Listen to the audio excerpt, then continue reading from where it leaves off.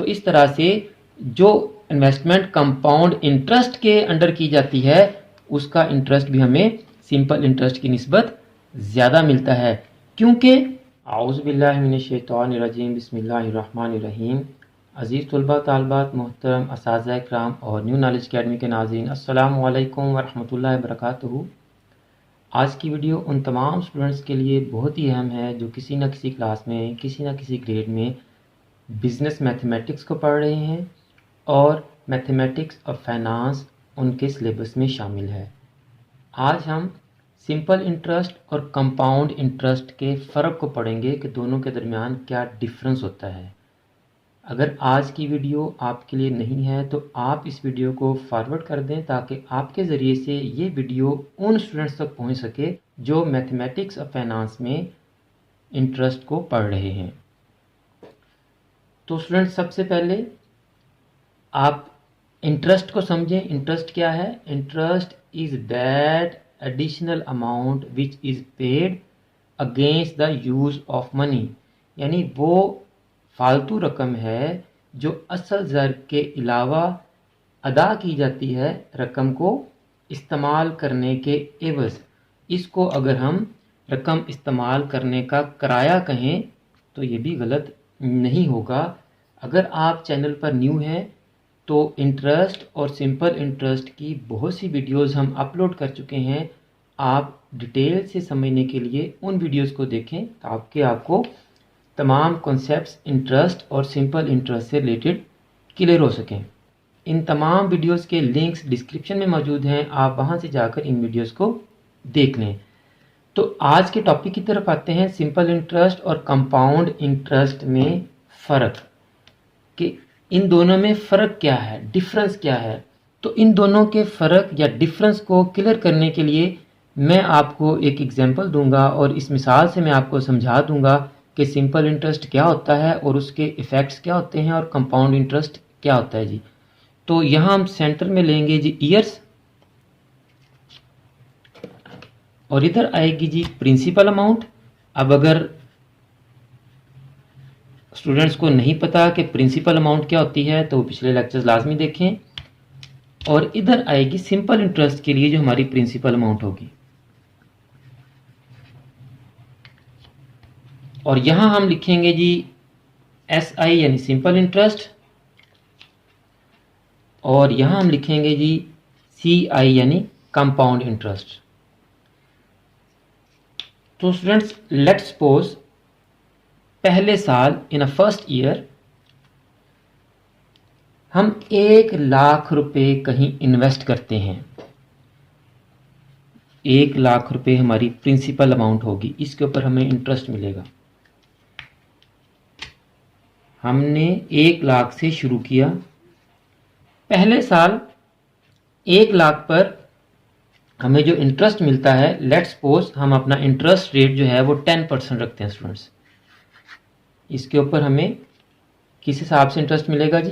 10% annual के हिसाब से जी। अब हमने ये फैक्ट देखना है कि अगर ये 1,00,000 रुपया हम कंपाउंड इंटरेस्ट के तहत इन्वेस्ट करते हैं या बैंक में डिपॉजिट करते हैं तो क्या इफेक्ट्स होंगे, और अगर हम यही 1,00,000 रुपया सिंपल इंटरेस्ट के तहत इन्वेस्ट करते हैं या डिपॉजिट करवाते हैं तो क्या इफेक्ट्स होंगे।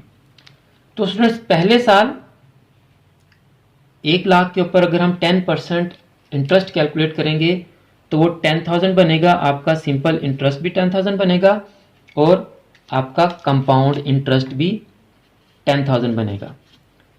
अब नेक्स्ट ईयर क्या इफेक्ट होगा दोनों के तहत? सिंपल इंटरेस्ट के तहत ये जो आपका 1,00,000 के ऊपर 10,000 इंटरेस्ट बना है, ये आप विदड्रा करवा सकते हैं, निकलवा सकते हैं। आप निकलवाएं या ना निकलवाएं, बैंक से इसको कोई सरोकार नहीं है। यानी दूसरे साल ये 10,000 बैंक आपका काउंट नहीं करेगा, ये आपके पैसे हैं। आप चाहे इसको बैंक से निकलवा लें या ना निकलवाएं, दूसरे साल बैंक आपकी जो प्रिंसिपल अमाउंट है वो 1,00,000 ही कंसीडर करेगा। यानी दूसरे साल भी बैंक आपको 1,00,000 के ऊपर ही इंटरेस्ट देगा सिंपल इंटरेस्ट के तहत, तो आपका दूसरे साल भी इंटरेस्ट क्या बनेगा जी? 10,000।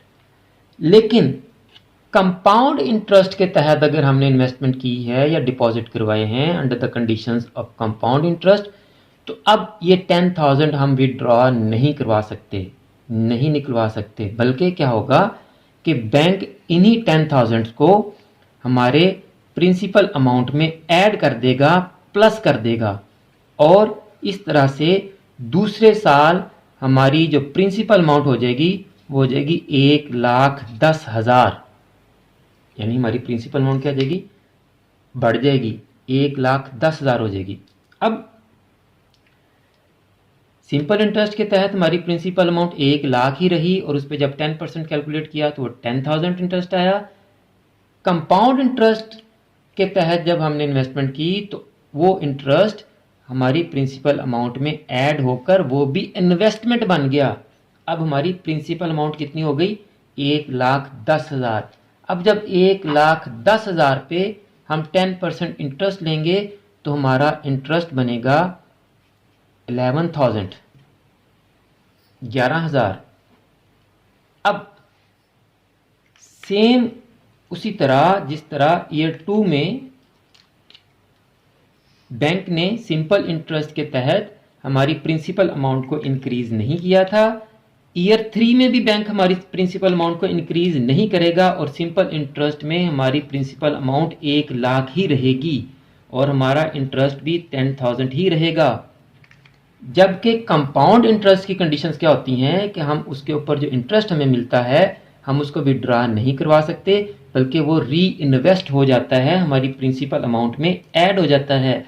तो जिस तरह पहले साल का इंटरेस्ट हमारी प्रिंसिपल अमाउंट में ऐड हो गया, इसी तरह सेकेंड ईयर का इंटरेस्ट भी हमारी प्रिंसिपल अमाउंट में ऐड हो जाएगा और तीसरे साल के लिए हमारी इन्वेस्टमेंट कितनी हो जाएगी? 1,10,000 प्लस 11,000, तो ये हो जाएगी 1,21,000। अब हमारी प्रिंसिपल अमाउंट क्या होगी जी? 1,21,000। इसमें 1,00,000 हमारी प्रिंसिपल अमाउंट है और 21,000 हमारा इंटरेस्ट भी इन्वेस्ट हो गया है, 10,000 और 11,000 वो भी इसमें शामिल हो गया है। तो अब इसके ऊपर जब 10% लेंगे तो हमारा इंटरेस्ट आएगा 12,100। तो फोर्थ ईयर भी यही कुछ होगा। सिंपल इंटरेस्ट में हमारी प्रिंसिपल अमाउंट 1,00,000 ही रहेगी और हमारा इंटरेस्ट 10,000 ही रहेगा, जबकि कंपाउंड इंटरेस्ट के अंदर हमारा जो इंटरेस्ट है वो री इन्वेस्ट हो जाता है और हमारी प्रिंसिपल अमाउंट में ऐड होता जाता है। अब 1,21,000 में 12,100 हम ऐड कर देंगे। अब हमारी प्रिंसिपल अमाउंट इंक्रीज होकर हो जाएगी 1,33,100। अब इसके ऊपर जब हमें 10% इंटरेस्ट मिलेगा तो हमें इंटरेस्ट मिलेगा 13,310। अब एक और साल की कैलकुलेशन करते हैं और इस एग्जाम्पल को क्लोज करते हैं। फिफ्थ ईयर में आ जाएं जी। अंडर द सिंपल इंटरेस्ट हमारी प्रिंसिपल अमाउंट वही रहेगी 1,00,000। सिंपल इंटरेस्ट में हमारा इंटरेस्ट री इन्वेस्ट नहीं होता, इसलिए 1,00,000 पे 10% लेंगे तो इंटरेस्ट 10,000 ही रहेगा। अब कंपाउंड इंटरेस्ट में हमारा जो इंटरेस्ट होता है वो री इन्वेस्ट हो जाता है और हमारी प्रिंसिपल अमाउंट में ऐड हो जाता है। अब जब हम दोनों अमाउंट्स को सम अप करेंगे, ऐड करेंगे, तो हमारी प्रिंसिपल अमाउंट हो जाएगी 1,46,410 रुपीज़।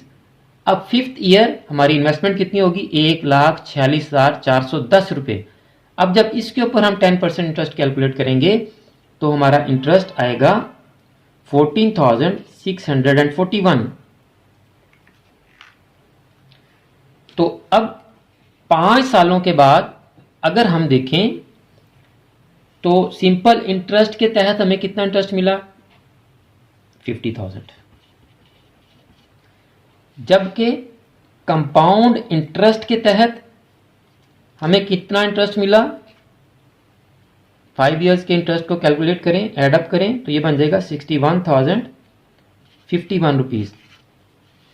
तो आप देखें कंपाउंड इंटरेस्ट में 1 लाख के ऊपर हमें ज़्यादा इंटरेस्ट मिला और सिंपल इंटरेस्ट में हमें 1 लाख के ऊपर कम इंटरेस्ट मिला। उसकी वजह ये कि सिंपल इंटरेस्ट में जो हम हर साल इंटरेस्ट गेन करते हैं या इंटरेस्ट हासिल करते हैं या इंटरेस्ट कैलकुलेट करते हैं वो री इन्वेस्ट नहीं होता, प्रिंसिपल अमाउंट में ऐड नहीं होता। जबकि कंपाउंड इंटरेस्ट के अंडर जब हम जो इंटरेस्ट कैलकुलेट करते हैं या जो इंटरेस्ट हासिल करते हैं वो प्रिंसिपल अमाउंट में ही ऐड होकर वो इन्वेस्टमेंट बन जाता है, री इन्वेस्ट हो जाता है।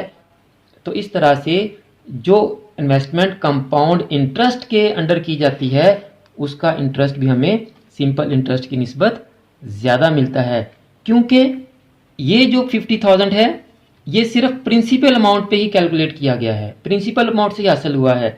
जबकि यहाँ 61,051 क्यों हुआ कि यहाँ जो इंटरेस्ट है वो प्रिंसिपल अमाउंट के ऊपर भी है और कंपाउंड इंटरेस्ट जो इन्वेस्ट हुआ था उसके ऊपर भी इंटरेस्ट लिया हमने। हम अपने इंटरेस्ट को भी हर साल इन्वेस्ट करते रहे हैं, तो इंटरेस्ट के ऊपर भी इंटरेस्ट लिया। इसलिए कंपाउंड इंटरेस्ट के लिए आपने एक अक्सर जुमला सुना होगा, सूद दर सूद, यानी ये सूद के ऊपर फिर सूद लिया हमने। और 10,000 हमारा था, दूसरे साल का 11,000 बना था। इसका मैं ब्रेकअप करके आपको समझा देता हूं। 1 लाख हमारा था प्रिंसिपल अमाउंट,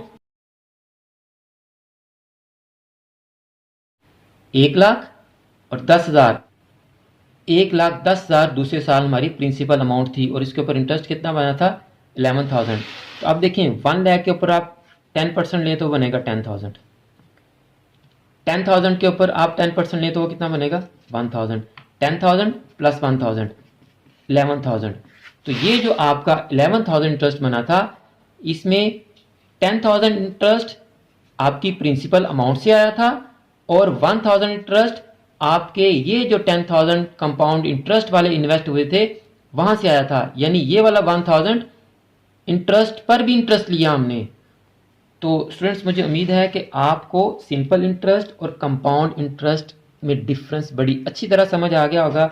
अगर आपको आज की ये वीडियो अच्छी लगी है तो इस वीडियो को लाइक लाजमी करें और अगर आपने अभी तक चैनल सब्सक्राइब नहीं किया तो चैनल को सब्सक्राइब कर लें, बेल आइकन को दबाकर ऑल नोटिफिकेशन को ऑन कर दें ताकि नेक्स्ट जितनी भी वीडियोस हम आपके लिए बनाएं उन तमाम वीडियोस के नोटिफिकेशन आपके पास डायरेक्ट और इन टाइम पहुंच सकें। नेक्स्ट वीडियोस में हमने कंपाउंड इंटरेस्ट के क्वेश्चन सॉल्व करने हैं। इससे पहली जो वीडियोस हम अपलोड कर चुके हैं उनमें हम सिंपल इंटरेस्ट से रिलेटेड आईकॉम पार्ट 1 की बुक की एक पूरी एक्सरसाइज सॉल्व कर चुके हैं और बीकॉम पार्ट 1 की बुक की भी एक पूरी एक्सरसाइज सॉल्व कर चुके हैं। और आप इस वीडियो को और चैनल की दूसरी वीडियोस को अपने क्लास फेलोज और फ्रेंड्स के साथ भी लाजमी शेयर किया करें ताकि जिस तरह आप इन वीडियोस को देखकर कुछ सीख रहे हैं और कोई फ़ायदा हासिल कर रहे हैं आपके क्लास फेलोज और फ्रेंड्स भी इन वीडियोस से कुछ सीख सकें और उनका भी कुछ फ़ायदा हो सके। आखिर में मेरी दुआ है कि अल्लाह ताला तमाम स्टूडेंट्स को, मेरे तमाम नाजरीन को और पूरी उम्मत मुसलमान को दीनों दुनिया के तमाम इम्तहानात में कामयाबियाँ अता फरमाए, हम सब की बख्शिश और मग़फ़िरत फरमाए और ख़ात्मा बिल ईमान फरमाए। मुझे भी अपनी दुआ में याद रखा करें। अगली वीडियो तक के लिए फ़ी अमानिल्लाह।